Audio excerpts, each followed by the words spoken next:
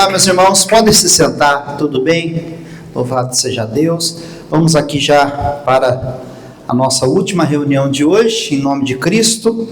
Todas as quartas-feiras nós estamos com o propósito de realizar às 9, meio-dia, 15 e 19h30. E agora uma novidade: todas as quintas-feiras nós vamos ter a intercessão. Serão 60 minutos com Deus. Então você que quer, pastor, eu gostaria de orar um pouco mais, pela igreja, pela minha família, pela minha vida, meu propósito pessoal com Deus, então você pode vir toda quinta-feira aqui comigo. Nós vamos ligar aí junto com o pastor Jaime e vamos orar pela nossa igreja e, é claro, por propósitos pessoais. Pastor, eu quero apresentar a causa de alguém que está doente, eu vou clamar a Deus, vou me derramar diante do Senhor e nós vamos obter muitos resultados, vamos colher muitos frutos desta intercessão. Então toda quinta, 9 da manhã, eu só dou bom dia e começo a orar, e só termino quando for 10 horas, em nome do Senhor. Também na sexta-feira, cura e libertação, aí já preparados por essa oração, com certeza vai ser especial aquilo que Deus vai fazer na sexta-feira. E já nesse próximo domingo, no mês de fevereiro, vai ser lindo também o propósito do cálice da remissão. E mais falamos adiante. Vamos à palavra, Neemias capítulo 7. Nós estamos fazendo aqui um passeio pelo livro de Neemias. E nós chegamos já no capítulo 7. Irmãos, o Neemias, nós já ouvimos um pouquinho da história, que ele era um copeiro do rei. Ele mesmo, ele fala assim: até então era eu o copeiro do rei. Não menosprezando a profissão da pessoa, dizendo ser melhor ou pior, nada disso.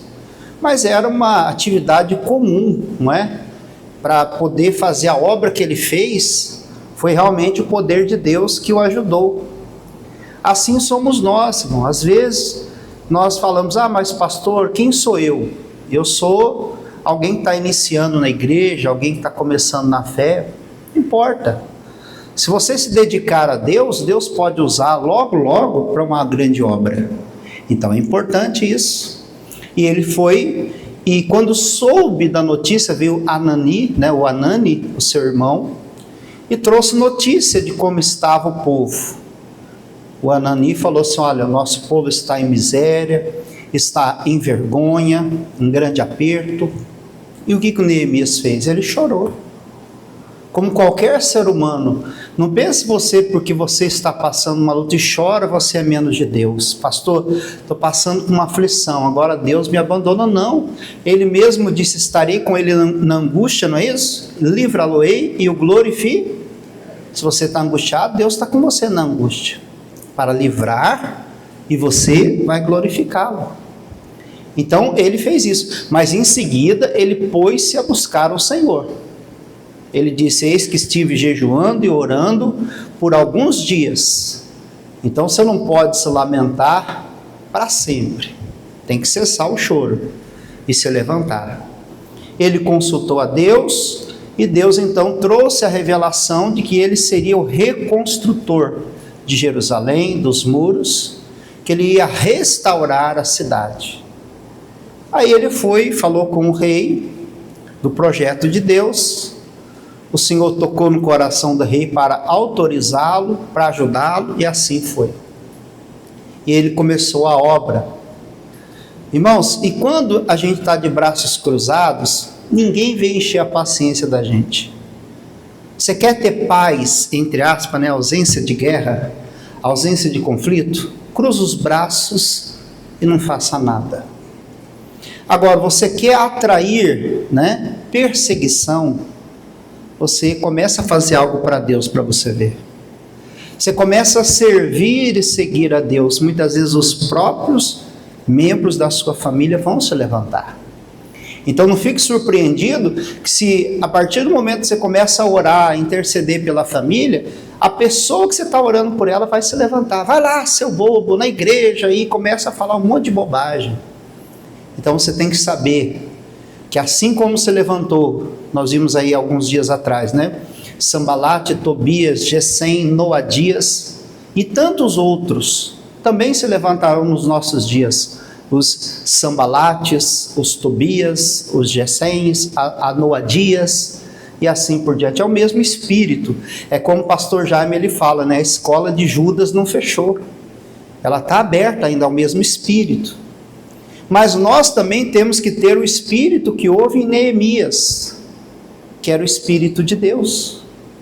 Você vê que ele zombou, ele menosprezou, depois ele confrontou, depois ele ameaçou falar para o rei que o Neemias estava criando um reino para ele, que ele ia dividir o reino, que ele ia trair o rei. E então depois ele propôs uma trégua. Ele falou assim: olha, vamos fazer o seguinte, vamos ser amigos, vamos conversar, né? Vamos chegar num acordo. O Neemias, ligado com Deus, falou assim: peraí, ele nunca quis o meu bem, agora ele vai querer ser meu amigo? E então ele disse: e o nosso coração se inclinou para trabalhar, por isso a obra continuou. O Neemias, ele disse: eu não posso descer. O que é descer, irmão? Descer o nível. Eu não posso deixar a comunhão, porque se eu deixar, eu saio do campo espiritual, eu vou para o campo da carne. É aquele paralelo, né? Aquela comparação entre o leão e o jacaré. Se os dois entrarem numa briga, quem ganha? Eu falo que depende. O leão, na terra, ele é o rei da selva, né? Então o jacaré não tem vez, uma bocada que o leão der já pega ele. Você pode ver a onça pintada, né? Esses animais aí que são felinos, eles pegam já na cabeça do animal e já esmaga, já, quer dizer, não tem chance, não tem o que fazer. Agora, se o crocodilo, o jacaré pega a onça lá, o leão, e leva para a água, aumenta a possibilidade do jacaré ganhar. Assim somos nós. Se nós nos mantivermos no espírito, a possibilidade do diabo ganhar é nula. Ele não tem condição. Por isso que ele tenta nos arrastar do campo espiritual para o campo material. Ele tenta fazer de mim e você carnais. Por isso vem a provocação, a zombaria e uma série de coisas para nos tirar, para nos fazer descer, né? Sair da comunhão e entrar na carne. Agora veja o capítulo 7, diz assim: sucedeu que depois que o muro foi edificado, levantei as portas, e foram estabelecidos os porteiros, os cantores e os levitas. E eu nomeei Anani, meu irmão, e a Ananias, líder da fortaleza sobre Jerusalém. Perceba uma coisa, irmãos, ele colocou pessoas para cuidar de várias funções, cada um na sua área. Nós estamos falando de reconstrução e hoje é o dia da Sagrada Família, trazendo para o lado da família. O Neemias falou assim: olha, você vai cuidar disso aqui, você vai cuidar disso aqui, você vai cuidar disso aqui, você vai cuidar disso aqui. Então quer dizer que nós devemos assumir a nossa responsabilidade. Qual é a minha responsabilidade na minha família? Se eu sou pai, como que o pai deve proceder segundo a Bíblia, né? Como que a mãe deve proceder segundo a Bíblia? Como que um filho deve proceder? Um irmão, um sogro, uma sogra, porque tem muita gente que fala mal de sogra, não, sogra é bênção, né? Sogro é bênção. Mas, se a pessoa sai da função dela e se intromete em uma área que não é dela, aí dá problema. Você já viu aquele ditado? Em briga de marido e mulher, ninguém mete a colher? Quem já viu esse termo? Eu falo assim, não é briga, em questões, né? Questões, em discussões, debates de marido e mulher, não se deve meter a colher. Qual que é a função do sogro, da sogra? De auxiliar, de ajudar, de aconselhar quando for consultado, quando for autorizado. Mas o que acontece? Às vezes interfere. O marido e a mulher brigam. Aí a sogra, que nunca queria que o filho casasse, fala assim: ô filho, ó, teu quarto está lá, viu? Do jeitinho que você deixou. Até os seus carrinhos do Hot Wheels tá lá.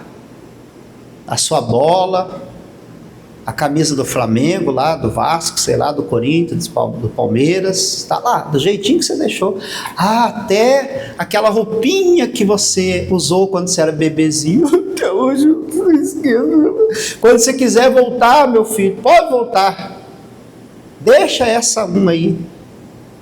Irmão, se a pessoa não tiver decidido a cumprir essa escritura, fala assim: qualquer briguinha que der, qualquer problema, eu vou voltar para a casa da mamãe. E se a mamãe for mamãe de Deus, ela tem que falar: meu filho, ó, deixa pai ir, deixa, e vai se virar, vai aprender, vai conviver, coabitar com o seu companheiro, com o seu cônjuge, e vai enfrentar os desafios da vida. Não é qualquer probleminha que der, qualquer coisa eu volto para a casa do pai e da mãe. Não, não, não. Então Neemias falou assim: olha, a obra já foi concluída, houve uma construção ali, né? Foi edificado algo, assim como uma família é constituída, é edificada. E ele falou assim: ó, você vai cuidar dessa parte aqui, você vai cuidar dessa área, você vai cuidar dessa área, mostrando que cada um de nós temos a nossa responsabilidade. Nós temos a responsabilidade de pai. O pai não é só o provedor financeiro, mas é o provedor também da repreensão, do conselho, a figura masculina, né, pessoal? Apesar que hoje em dia, pessoal, acabei de ver, até o meu filho mostrou, você falou: pai, ó, para você ver, mostrou-se na rede social uma estatística que até 2034 as mulheres irão ter mais, vamos dizer assim, serão mais atraídas por homens femininos. Aí ele: pai, eu falei: tá amarrado, isso aí é o mundo tendenciando para isso. Aí a pessoa sem juízo olha para isso: então eu vou querer um homem feminino para mim. Não, não, não. Não. É o diabo já pendendo para isso, para o efeito manada, né? Então tá na onda, tá na moda, é legal, então eu vou seguir. Não, não, não. Cada um na sua área. Para que as gerações futuras sejam gerações fortes, gerações abençoadas, porque é bíblico. Eu tenho que ter, né, na minha casa uma figura paterna. Meu pai morreu. Eu perdi aos 16, 17 anos essa figura. Quem é que se aproximou? Meu tio falou assim: olha, esse rapaz precisa de um homem, de uma figura para poder ser uma referência. Ele, se aproximou. Quando ele via que eu começava a pender, ele falava assim: não esqueça que você é crente, não esqueça que você tem que ser homem de Deus. Aí eu ficava bravo, mas depois eu falava: é verdade, ele tem razão, o Espírito Santo trabalhava, graças a Deus, irmão. Porque senão eu poderia ficar revoltado: então já que eu não tenho pai mesmo, então eu vou fazer tudo que der na telha. E alguém veio falar: você não manda em mim, você não é meu pai, não é? Assim, é muito comum falar isso, né? Você não é meu pai. É valioso, é importante. Assim, a figura materna. Irmão, sem os ismos da vida, que hoje em dia, se você falar assim: olha, você tem que ensinar, por exemplo, a pessoa a cozinhar, lavar, passar, cuidar de um lar, tornou-se uma coisa ofensiva. Não, você não pode, isso aí é machismo. Não, irmão. É bíblico. É claro que tem as exceções à regra. Como eu falo, minha esposa me ajuda. Se ela ganhar muito mais do que eu vou ficar muito feliz. Falar assim: minha esposa fique milionária. Aí é o milionário José Rico, né? Não tem problema. Mas, em regra, é assim.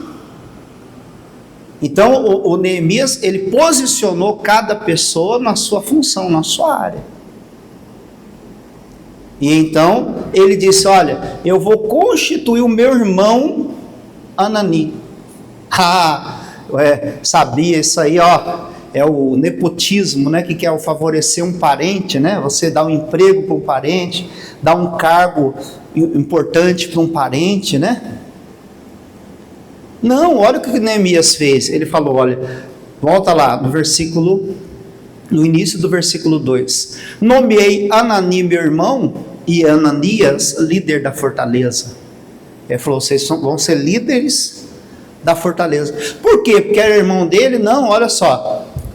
Porque ele era homem fiel e temente a quem? A Deus. Não é porque é meu irmão. Outro dia eu falei para um irmão meu de sangue. Ele falou, olha, eu estou querendo fazer a obra, o que você acha? Eu falei, olha, se você tem chamado, acho ótima coisa. Mas se você não tem, não vai ser algo bom. Você tem chamado? Aí começou a pensar. Se tiver chamado, amém, vai ser uma bênção. Você vai ter lutas, mas Deus vai te sustentar, vai te capacitar, vai te abençoar. Agora, se você se meter a fazer alguma coisa que você não está autorizado por Deus, você vai perder o seu tempo, vai trazer problema para a sua vida. Eu fiz ele pensar, mas é meu irmão. Não. O Anani e o Ananias, porque era homem fiel e temente a... Eles foram constituídos, não é porque era conchavo, era peixe, né, do Neemias, não, que era fiel. E Deus está procurando também, nós estamos procurando quem é fiel. Fiel ao ministério, fiel a Deus, fiel naquilo que se propõe a fazer. Já pensou, irmão?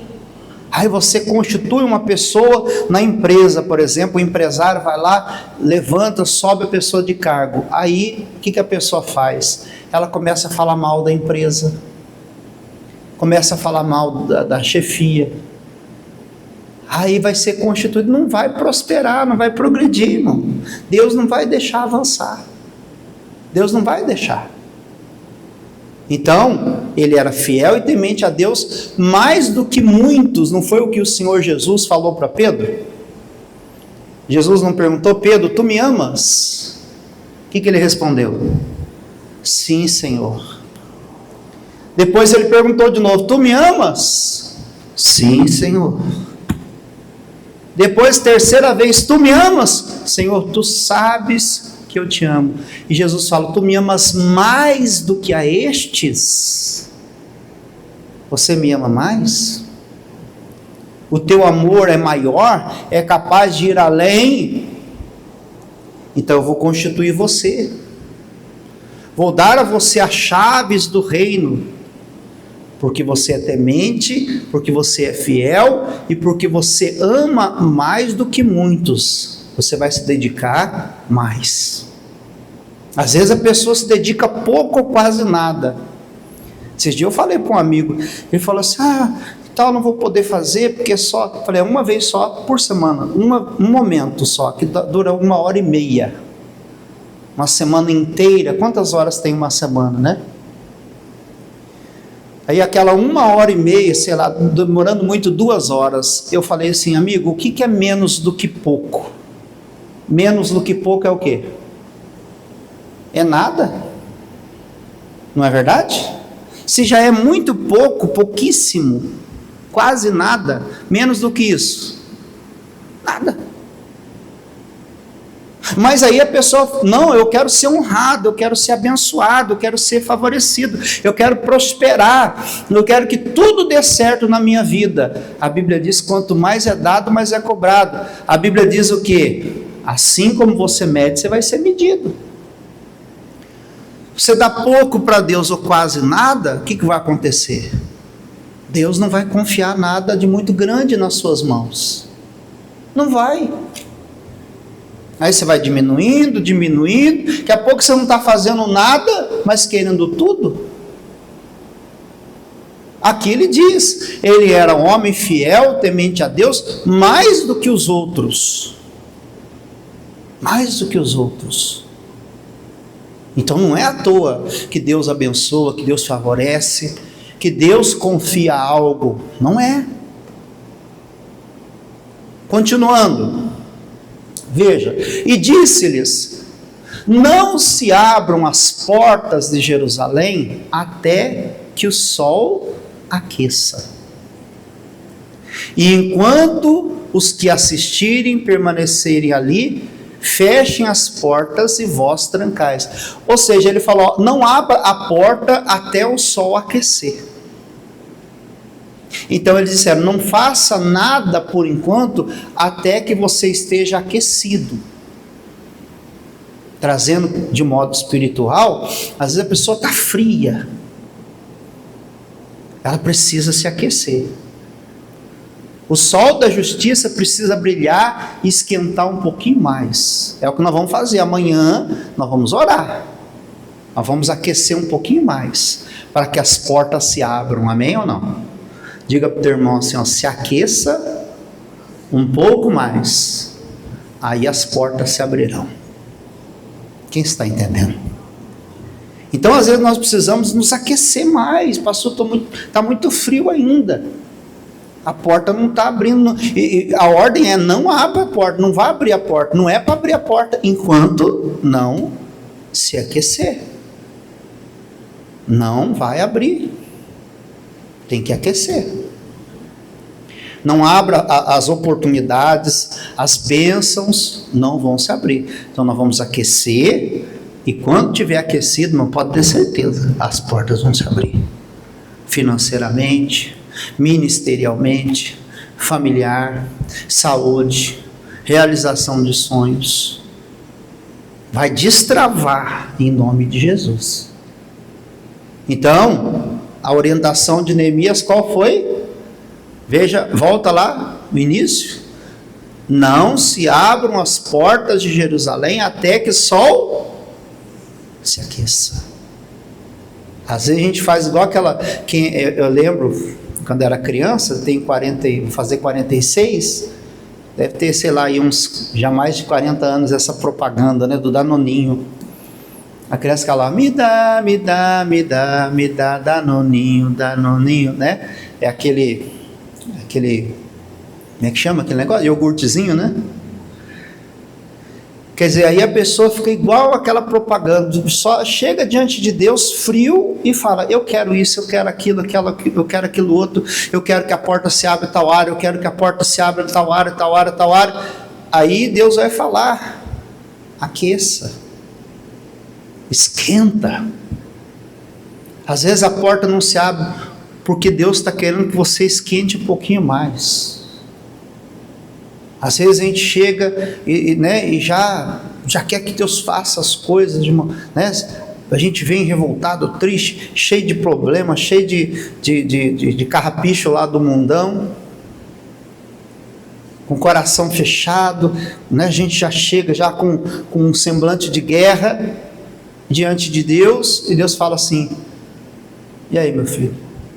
Ai, Deus, eu quero isso, eu quero aquilo, o Senhor tem que me abençoar. Ele vai falar: do jeito que você está, eu não tenho nada. Aquece primeiro. Amém ou não? Diz assim: não se abram as portas de Jerusalém até que o sol aqueça. Mas, enquanto os que assistirem ali permanecerem, fechem as portas, e vós trancai-as. E ponham-se guardas dos moradores de... Então tem que alguém ficar ali vigiando constantemente, irmão, vigiando. Tem que ter guardas. Não pode deixar, porque senão o que adianta? Você constrói uma coisa, edifica, daqui a pouco você fica um tempo sem ver. É igual um terreno, você compra um terreno longe, aí você deixa ele lá, sem que você tenha alguém para olhar, para cuidar, sem que você vá olhar. Aí primeiro chega a pessoa: ô fulano, tudo bom? Rapaz, pode plantar uns pés de abóbora aí? Aí você, gente boa que você é, fala: ah, pode. Aí a pessoa vai lá e planta. Posso plantar uns pés de milho aí? Ah, tá bom, pode plantar, planta, meu filho. Posso pôr umas galinhas para botar uns ovos aí? Não, pode, fica à vontade. Daqui a pouco você chega lá, você fica muito tempo sem ir, daqui a pouco tem uma casa lá, dois andares lá. pessoa bota lá um uso capião lá. Ah, mas isso aí é meu. Fala, é seu não, meu filho. Você não vem aqui faz tempo. Você não deixou guardas. O diabo é assim, vacilou, você não deixou os anjos de Deus, o poder de Deus, a unção de Deus ali, a fé acesa, ele vai, atravessa o muro. A cerca está desligada. Então tem que ter sempre guardas, né? Os moradores de Jerusalém tem que estar sempre vigiando. Às vezes a pessoa fala assim, eu vou na igreja para o pastor orar por mim. Não, eu vou na igreja para o pastor orar comigo. Diferente, não é? O pastor vai orar comigo. Eu vou orar, vou fazer minha parte, e o pastor vai orar comigo, e eu vou para casa com a palavra, com a unção, e vou continuar ali ligado com Deus, aquecido. Aí a pessoa, se ela não faz isso, daqui a pouco ela vem só daqui uma semana, só daqui um mês. Não tem o crente ceieiro? Já ouviu falar do crente ceieiro? Quem que é o crente ceieiro? Aquele que só vem na Santa. Você já percebeu que no dia da Santa Ceia aumenta o número de gente na igreja? Quem já percebeu isso? Né? Não tem aquela brincadeira, né? Veja no Globo Repórter. Pessoas que só vão na Santa Ceia na igreja. Por onde andam? O que comem? O que fazem? Veja no Globo Repórter. Verdade. Você já parou para perguntar? Onde é que anda essa pessoa o mês todo? Aquela hora. Não é uma acusação, é um questionamento. A pessoa tem que fazer esse autoexame. Irmão, se você orar todo dia, você ainda se sente devedor. Você fala, não, Deus, eu tinha que ter orado mais. É ou não é verdade? E se a pessoa só ora um mês, só tem comunhão com Deus um mês? Acredite se quiser, já vi pessoas que só vai na igreja só na virada. A irmã, eu já falei isso aqui, ela fala, pastor, eu gosto tanto da igreja da graça, toda virada de ano eu venho aqui. Por quê? Porque tem comida. Aí eu venho, fico o dia inteiro sem comer, pastor, barriga vazia mesmo, tomo só água para caber bastante espaço para comer. Aí eu encho a barriga, eu ainda levo para casa ainda os potes. Fala assim, tem o ceieiro e tem o, como é que é, quem que vai uma vez por ano, né? Voltando, irmão, ponha-se guardas dos moradores de Jerusalém. A pessoa tem que ser o guarda da casa, a coluna espiritual da casa. Mas eu assisto, pastor, no Show da Fé, a televisão, na televisão, o Show da Fé, o missionário mesmo disse, a televisão é um meio evangelístico, é uma rede que é jogada para que as pessoas sejam trazidas para o barco, que é a igreja. Não, acompanhe. Não, a não ser que você tenha enfermidade, né, comorbidades, questões assim, impossibilidade, mas você tem que ser um guarda nas portas da sua casa. E dizer, Senhor, todas as vezes eu vou lá amolar minha espada, para que eu fique na minha casa ali como uma sentinela, dizer, aqui o diabo não entra não. Amém ou não? A sua oração é como se você estivesse montando guarda na sua casa. Avançando, diz aqui, cada um na sua guarda, cada um na sua casa, né? Eu lembro que tinha um pregador que ele falava assim, façamos assim, eu oro por você e você ora por mim, é assim, vamos fazer assim, eu oro por você e você ora, nós vamos orar juntos, cada um na sua guarda. Eu sou autoridade sobre a minha casa, na minha área, na minha casa, aonde eu estou, Deus me deu ali a responsabilidade. Então, cada um na sua função, cada um, e diz, cada um diante da sua, fala assim, a minha casa, quem ora, quem se apresenta diante de Deus sou eu. Meu pastor ora por mim. E se o pastor esquecer de orar, ou deixar de orar? E se ele não orar? Você fica vulnerável. É a mesma coisa. Se o pastor não ora por ele, nem pela família dele, ainda bem que tem intercessores, né?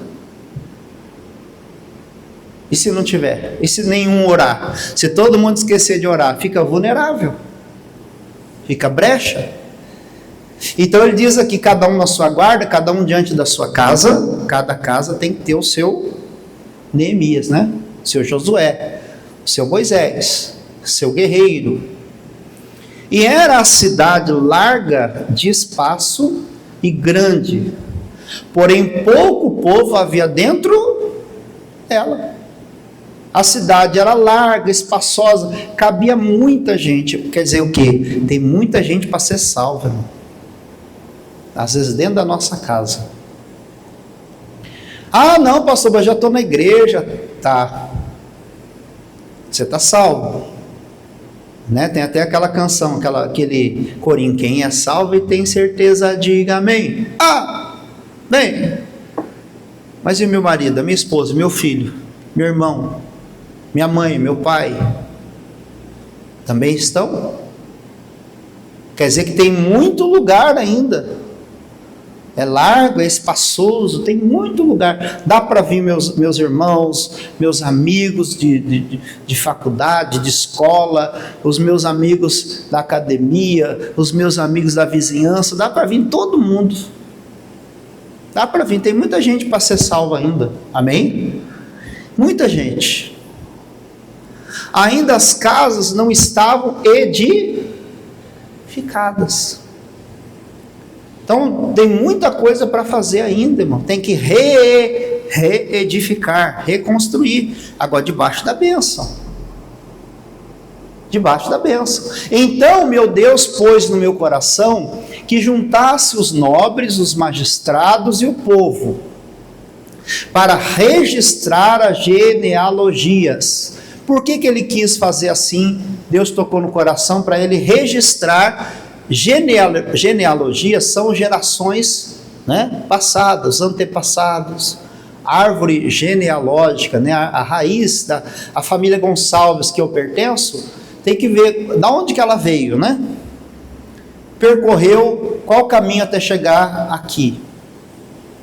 E não é só isso, irmão. Às vezes a pessoa ela tem uma árvore genealógica que carrega, por exemplo, certas atitudes, costumes, hábitos, até, né, religiões, tradições religiosas, que se não for bíblica, tem que ser quebrada a maldição.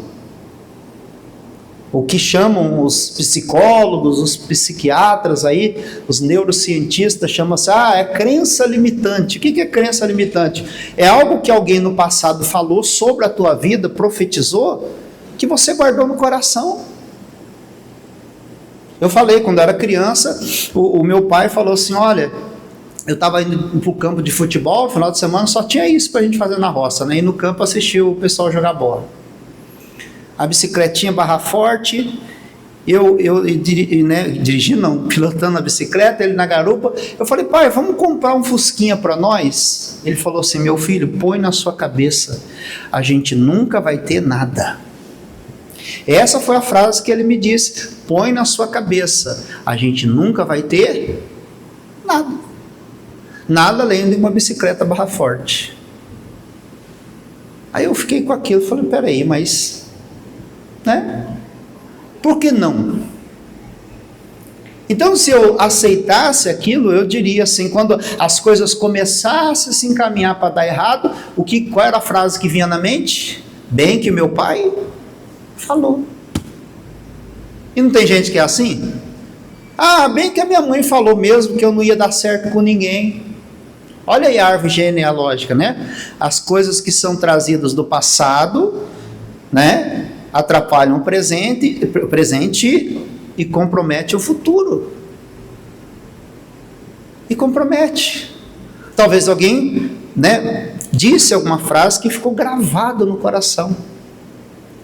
Esses dias eu até estava me lembrando que, graças a Deus, já me libertei disso. Parece uma coisa boba, idiota, tola. Eu lembrei que quando eu tomei saudosista hoje, né? Eu eu tinha o meu padrinho, vamos falar assim, na tradição católica, ele tinha dinheiro sim, mas ele era meio mão fechada. E aí eu ganhava meia e cueca. E um dia meu irmão ganhou um ferrorama não, como é que chama? Hot Wheels, né? Porque o padrinho dele era rico, tinha condição, tinha muito dinheiro. Aí esses dias eu comecei a ficar assim, falei assim, né? Esses dias aí, tem quantos anos já, né? Aí, tá vendo? Eu nunca tive um autorama, eu nunca tive um autorama, aquele vermelho, né? Nunca tive. Quer dizer, é uma bobagem, uma besteira, mas ficou gravado. Ele ganhou um autorama e eu ganhei o quê? Uma cueca. Ganhei uma meia, né? Então, voltando, para registrar as genealogias, para começar a olhar a história de cada família. Você sabe que tem gente ali que atrapalhou, que fez de tudo para dar errado, que foi usado pelo capeta para tentar atrapalhar aquela obra, mas no final, quando tudo estava pronto, chegou para receber recompensa. Fez de tudo para atrapalhar. Aí quando deu certo, tudo bem, eu vim aqui receber a minha parte. Você acredita nisso? Acredite se quiser. Pastor, tem isso? Tem, irmão. Tem. No processo, haverão pessoas que vão, igual Dick Vigarista, vão jogar óleo na pista para tentar atrapalhar você, para você cair, para você retroceder, para você desistir. E quando você der certo, vai falar que foi ele ou ela que te ajudou. Por isso que o Neemias, quando ele ora a Deus, ele fala: Senhor, toma nota, viu? Não se esqueça de Sambalate, de Tobias e nem de Noadias. O senhor está vendo, hein? O senhor está vendo tudo que está acontecendo. E aqui, ele começou, vamos ver, o que cada um fez, a tradição, os costumes, o que foi feito no passado, os traumas, né, as crenças limitantes, o que fez, o que não fez, se está devendo alguma coisa, se cometeu algum crime, se está ajudando ou se não está, a recompensa vai vir lá na frente. Então diz aqui, para registrar, achei o livro da genealogia dos que subiram primeiro e nele estava escrito o seguinte: estes são os filhos da província que subiram no cativeiro dos exilados. Olha, esses aí, vieram do exílio. Dá uma atenção especial para eles, porque eles eram exilados. Eram pessoas que ficaram escravizadas. Então você imagina uma pessoa que ficou escravizada, vivia no exílio, quanto que trauma não carrega, né? Você sabia que o povo de Deus, quando saiu do Egito, eles tinham a mente escrava? Eles não sabiam plantar, eles não sabiam colher, eles só sabiam trabalhar e ganhar. Por isso que eles tiveram que reaprender. Aqui ele falou: olha, presta atenção que tem pessoas que vieram do exílio, eram escravos. Tem gente que veio da bebida, tem gente que veio das drogas, tem gente que veio da prostituição, da pornografia, da jogatina, do mundão perdido. Tem gente que veio. Nem todo mundo é limpinho, né, pessoal? Vem já, limpinho eu digo, né? Nem todo mundo vem sem pecado. Pelo contrário. A igreja não é um lugar de pessoas perfeitas, é um lugar de pessoas buscando aperfeiçoamento. Então, o irmão um dia falou assim: pastor, eu errei, pastor, e agora? Está tudo perdido. Eu falei: tá não, irmão. Levanta, sacode o poeiro, dá a volta por cima. É como se ele estivesse falando: você veio do exílio, irmão. Você ainda carrega costumes, hábitos, até você se desvencilhar disso aí vai demorar um tempo. Cabe a você. Você quer se levantar? Quero, pastor, me ajuda. Vamos embora. Levanta, reage, se fortalece, aprende com os erros e acerta. Então ele diz aqui que transportaram Nabucodonosor, rei da Babilônia, e voltaram para Jerusalém para Judá. Então eles vieram do cativeiro, voltaram para Jerusalém, para ajudar. Cada um para a sua cidade, voltaram para a sua terra natal. Os quais vieram com Zorobabel, Jesuá, Neemias, aí começa a falar, irmãos, a genealogia, a família de quem, que era parente de quem e tudo, né? Mas o que é importante nessa parte? Depois leia em casa, irmão, não descarte essa parte não, sabe por quê? Porque aí começa a mostrar, fulano é parente de ciclano, fez isso, fez aquilo. É importante lembrar de onde você veio, quem você era, qual a sua raiz familiar, né? Quais as tradições que você servia. Eu lembro de uma moça que o pastor orou, ela manifestou com um demônio, e o demônio falou que ela era da feitiçaria, né? E aí a avó dela entregou ela para o demônio, falou assim: olha, ela vai ser noiva de um espírito lá, falou o nome. Quando ela completasse 18 anos, ela ia morrer, ia para o inferno, e ela ia ser noiva do demônio tal. Aí quando o pastor fez a oração, ela expeliu, foi no banheiro, expeliu uma bola de carne cheia de pelos. E graças a Deus aquilo foi desfeito. Mas precisou ver a genealogia. Pastor, a minha árvore genealógica vem de uma tradição de feitiçaria, de magia, de bruxaria, não sei, uma tradição de assassinatos, de mortes, de crimes. Então o que eu tenho que fazer? Eu tenho que buscar a Deus e em Deus quebrar essa maldição em nome de Jesus, amém? Como eu disse, falando da minha experiência, da minha vivência, se eu aceitasse naquele momento, talvez meu pai estava passando um momento difícil, e fala: peraí, eu não vou despejar em cima de um menino de pouca idade essa maldição, não é verdade? Com sabedoria ele poderia ter: meu filho, seja uma bênção, você pode ter tudo aquilo que Deus tem para você, e que você lutar, você vai alcançar, amém? Então guarde, meu irmão. Ele começa a falar, deixa eu ver se eu pontuo aqui a parte que deixa de falar da genealogia, né? Eu marquei aqui, como eu estou acompanhando na tela, então acabei deixando de acompanhar aqui com vocês na Bíblia. Até risquei aqui a parte. Deixa eu ver aqui. Isso. Olha, 63, né? E dos sacerdotes, os filhos de Abaías, os filhos de Cos, filhos de Barzilai, que tomaram uma mulher das filhas de Barzilai, o gileadita, e chamou do nome delas. Estes buscaram seu registro, olha aí, ó, querendo contar a sua geração, porém não se achou. Procura aí da minha família aí, procura. Tem nada aqui não, você não é do nosso povo não. Tem nenhum registro que você pertence ao povo de Deus não, você não é de Deus não. Não tem esses dias vão falar: você não é crente não, né? Você não é crente não. Falou assim: olha, procura aí, não se achou. Pelo que como imundos foram excluídos do sacerdócio. Então foi levado em conta o que foi feito no passado. Se não foi quebrado a maldição, se não foi feito um conserto, se não foi feito o que tinha que ser feito, foi considerado imundo. E o Tirsata lhes disse: não comesse das coisas sagradas, até que se apresentasse um sacerdote com Urim e Tumim. Urim e Tumim era modo de adivinhação, vamos dizer assim, né?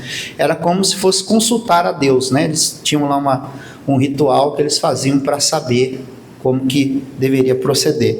Toda essa congregação junto foi de 42.360, afora os seus servos, as suas servas, que foram 7.337, e tinham 245 cantores e cantoras. Os seus cavalos, 736, os mulos 245, camelos 430 e jumentos 6.720. Uma parte dos cabeças dos pais deram para a obra, olha aí.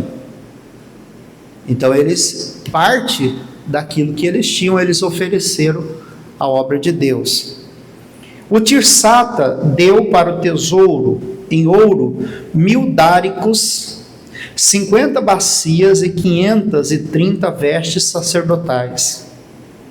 E alguns mais dos cabeças dos pais deram para o tesouro da obra em ouro 20.000 dáricos, e em prata 2.200 arratéis. E o que deu o resto do povo foi em ouro 20.000 dáricos, e em prata 2.000 arratéis, 67 vestes sacerdotais. Habitaram os sacerdotes, os levitas, os porteiros, os cantores e alguns do povo, e os netineus e todo o Israel na sua cidade. Diga glória a Deus. Encerramos assim o capítulo 7. Então, por que nós devemos ler a genealogia? Para verificar a raiz, a causa de um problema, a causa de uma conduta, de um sentimento, de uma postura. Até na questão de algumas doenças, né? As pessoas falam assim, não, isso aí é doença familiar, como é que fala? Maldição hereditária, como é que fala? Me fugiu a palavra agora. Genética, e tudo às vezes é alimentar, irmãos. Todo mundo come da mesma mesa, todo mundo tem o mesmo estilo de vida, então é importante verificar. Amém? Então Neemias consultou, verificou e estabeleceu cada um na sua função, cada um na sua área. Eu vou orar por você e com você. O pastor está se matando de orar e você não ora, pouco Deus pode fazer. Ou você está orando, o pastor está orando também. Onde tem concordância, Deus ordena a bênção. Amém? Vamos ficar de pé aplaudindo o Senhor Jesus. Deixa eu fazer uma breve oração agora nesse momento, porque eu estendi um pouco mais na palavra, né, pessoal? Em nome de Jesus. Deixa eu fazer uma oração. Jesus, eu oro agora abençoando a todo esse povo, Senhor. Que essa palavra, meu Deus, ela, como a espada afiada, penetre entre a divisão da alma e do espírito. E ela tenha aptidão para separar o que é do Senhor, o que não é. Os pensamentos e as intenções do coração. Abençoe, meu Deus, os lares, as famílias. E assim como Neemias reconstruiu, meu Pai, fez a obra, era apenas copeiro, mas quando se propôs a servir, tornou-se uma grande bênção. Que assim o Senhor também nos use, meu Deus. Em nome de Jesus, que cada um de nós venhamos assumir a nossa posição. Viemos, ó Deus, fazer, meu Pai, a diferença. Que as maldições do passado sejam quebradas, sejam anuladas, e que as bênçãos do Senhor se manifestem. Que a partir de nós comece uma boa obra, em nome de Jesus. Diga assim seja. Amém.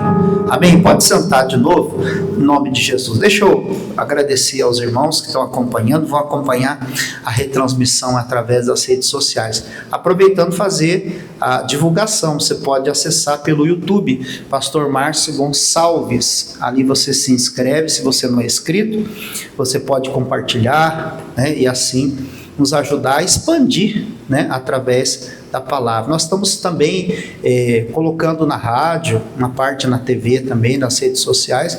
Eu acredito ter alcançado muita gente, irmão, muita gente tem sido abençoada. Então seja um propagador também do Evangelho. Fazendo aqui o apelo final no mês de janeiro. Estamos chegando na reta final e cremos no milagre, hein? Você que é dizimista, ofertante, patrocinador da obra do Senhor, pastor, eu preciso colocar a casa em dia, Deus me abençoou, abriu uma porta esses dias, então você pode fazer a devolução do dízimo ou a doação da oferta através do Pix da igreja, né? A chave Pix é o e-mail, e o e-mail está aí, ó, doações@iigd.com.br, né? A chave Pix e-mail, doações@iigd.com.br, e o comprovante, você pode também pegar o QR Code, nós vamos colocar depois aí na transmissão, você vai acompanhando, captura as informações, verifica se está em nome de Igreja Internacional da Graça de Deus, e aí fazendo a doação, manda para nós o comprovante, para o WhatsApp da igreja, 27 995 25 2076, tá bom? Que Deus te abençoe. Amém.